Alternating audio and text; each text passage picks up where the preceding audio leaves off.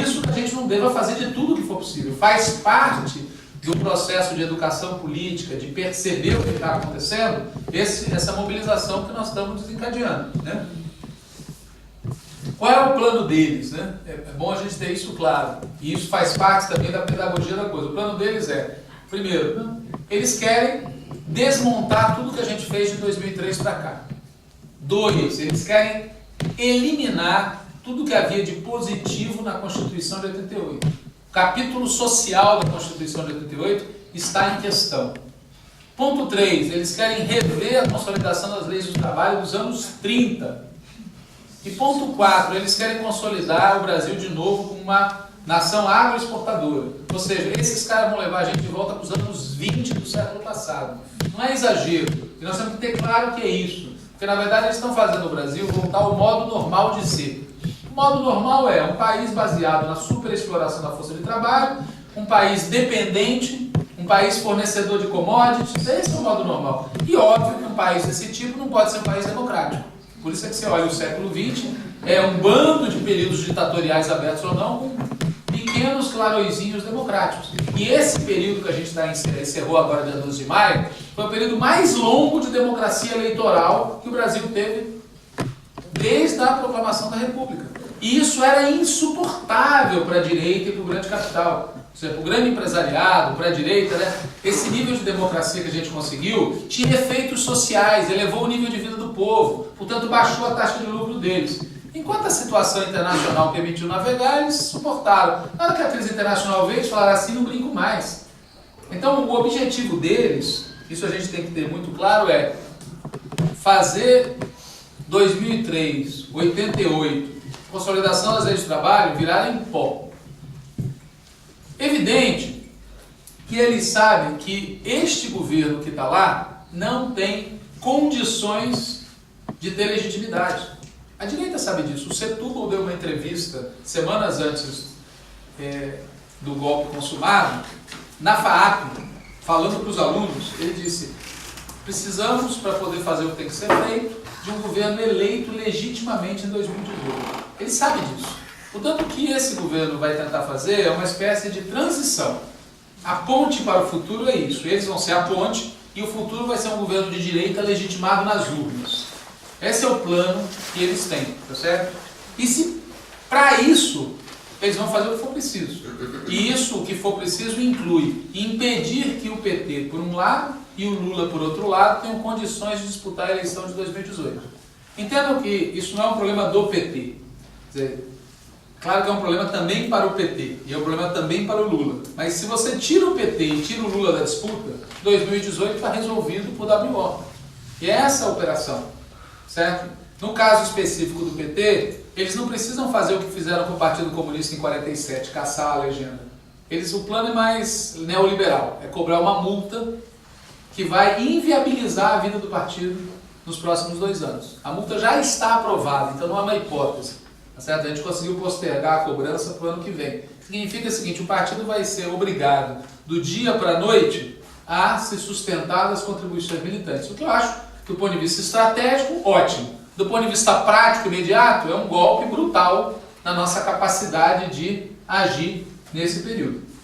E quanto ao Lula, o Janot já deu início ao processo, tá certo? Já começou as primeiras etapas da tramitação do processo, baseado, ironia, na delação premiada do senador Delcídio do Amaral, este pilantra que conseguiu filiação no PT em 2001, se eu não me engano, tá certo? E que, na época que ele pediu filiação, ele era o chefe do Paulo Roberto Costa e do Cerveró, esses que estão no miolo da crise atual. A leitura que eu faço hoje, eu que fui contra a filiação dele naquela época, por outros motivos, não sabia disso, é que, na verdade, ele veio procurar proteção. Ia ser eleito, tinha que estar no governo. E assim, este cara, depois de todos esses anos, é o autor da delação premiada, que é a base de uma ação que o Janot já deu início contra o Lula e contra a Dilma, ou seja, a pressão jurídica contra o Lula vai ser brutal, seja com o objetivo de torná-lo inelegível, seja com o objetivo de desmoralizá-lo, seja inclusive com o objetivo de encarcerá-lo, porque se necessário for, eles vão fazer isso, certo? Ou querem fazer isso. Bom, evidente que a depender da nossa reação, isso não vai acontecer. Ou seja, eu estou falando claramente o que eles querem, para a gente ter ideia do que é o tamanho do monstro. A nossa reação é que vai dizer se isso vai acontecer ou não, né? A nossa, não falo, eu falo dos setores democráticos, populares, progressistas. Paulo Sérgio Pinheiro, um quadro historicamente ligado ao PSDB, que gravou esses dias agora uma acusação de começo, meio e fim. Por quê? Porque os setores que realmente são democráticos sabem qual é o roteiro da história. Né? Para quem não estudou, não viveu, tá certo?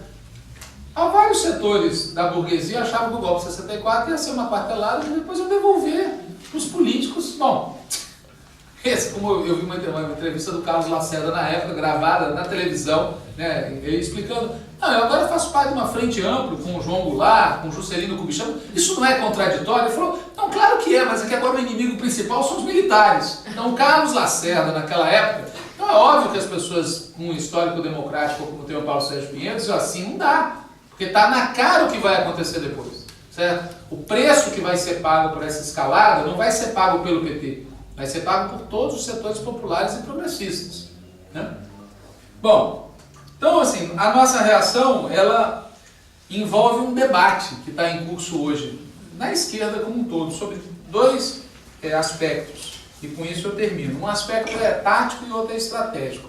Do ponto de vista da tática, é o que fazer de imediato, tem opiniões diferentes, ou seja, tem aqueles que acham que a gente deve concentrar esforço nessa fase, na disputa do julgamento no Senado.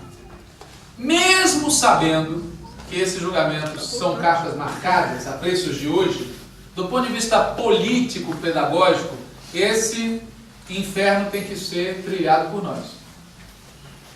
Para num segundo momento, se consolidar o impedimento, aí você colocar na mesa outras propostas. Tem outros que acham que a gente já deveria, de imediato, tá certo? Colocar sobre a mesa propostas que permitam devolver ao povo o direito de eleger quem comanda o país. Então há propostas de convocação de um plebiscito, convocação de uma constituinte, convocação de novas eleições presidenciais, convocação de eleições gerais.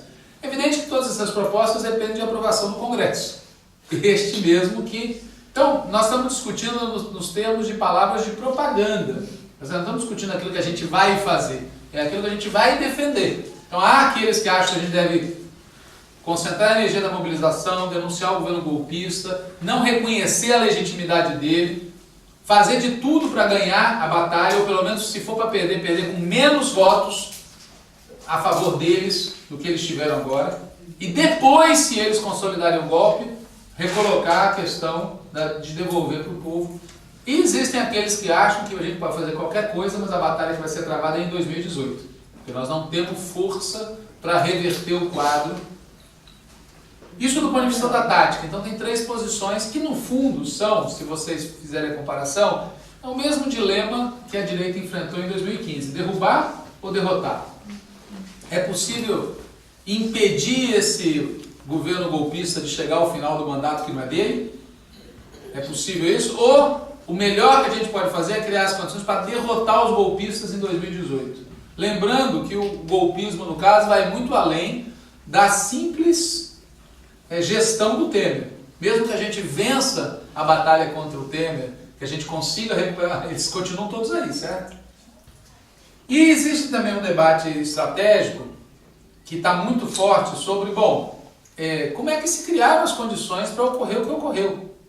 Então, o fato da gente não ter, durante esse longo período nosso no governo, são 12, 13 anos, tá certo? A gente não ter conseguido tirar deles as alavancas de poder que permitiram a eles fazer o que fizeram. Então, não teve democratização da mídia, não teve reforma do poder judiciário com controle social, não teve reforma política com fim do financiamento privado, tá certo? Não teve quebra do controle do capital financeiro sobre a economia nacional. Então, nem no âmbito econômico, nem no âmbito político, a gente conseguiu fazer reformas estruturais. Então, tem um debate sobre se nós não fizemos porque era impossível, se nós não fizemos porque não tentamos, se a gente não vai saber nunca se seria possível ou não, mas foi um erro brutal não ter tentado. Então, tem todo um debate sobre isso, que não é um debate, entendam, sobre o passado, é um debate sobre o futuro. Porque nós vamos continuar aí, certo? Então, independente do que seja o desfecho de agora, essas questões vão ter reflexos sobre aquilo que a gente vai fazer no futuro. Em segundo lugar, tem um debate sobre esse tema da maneira como a gente lidou, não só com as reformas estruturais, mas a maneira como a gente lidou com os poderes fáticos no país. Quer dizer, objetivamente prevaleceu esses anos todos a ideia de que é melhor um mau acordo do que uma boa briga.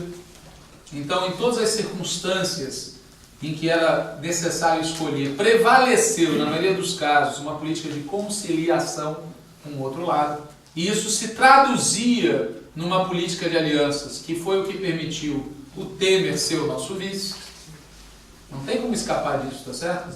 Quer dizer, quem abriu a porta para ter um golpista em condições de ser peça fundamental do golpe. E vejam, esse tipo de erro não é da nossa, digamos assim, não é uma jabuticaba nossa. Né? Tá aqui o Iesco, assim, quem é que nomeou Pinochet para chefe do Estado-Maior, ministro do Exército? Foi o Salvador Allende, que descobriu que o Pinochet era golpista no dia do golpe. Achava que ele estava preso. E descobre que o Pinochet era o comandante do golpe pela rádio. E diz o Olivares, no jornalista que estava com ele, que a reação do Salvador Allende foi dizer filho da puta, tá certo? Está sendo toque-toque na mesa. Então assim, nós não somos os únicos que cometem erros desse tamanho, tá certo? Mas eu digo isso porque a gente tem que pensar sobre, bom, como é que a gente lida com essa direita? Essa política de conciliação teve um preço que está sendo pago agora também. E em terceiro lugar, tem um outro debate estratégico, que é o fato da gente ter passado esses anos todos aumentando a nossa presença institucional. Nós ganhamos 4 vezes a eleição presidencial, a esquerda passou a ter governadores de estado, passou a ter uma presença no parlamento significativa, etc. Mas, ao mesmo tempo, enfraqueceu muito nosso tecido social. O que ficou claro nesse ano, quando a gente precisou convocar a sociedade para defender, e a gente percebeu que o tecido nosso estava muito fragilizado, por várias razões. Algumas de natureza subjetiva, de desencanto, desânimo, decepção, e outras de natureza objetiva.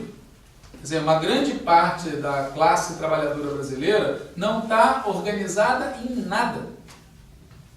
Você já deve ter ouvido falar, com isso eu encerro, a pesquisa que nós fizemos em maio de 2013, antes das manifestações daquele ano, pesquisa feita pela Fundação Perseu Abramo, em que perguntava para as pessoas como é que elas estavam se sentindo.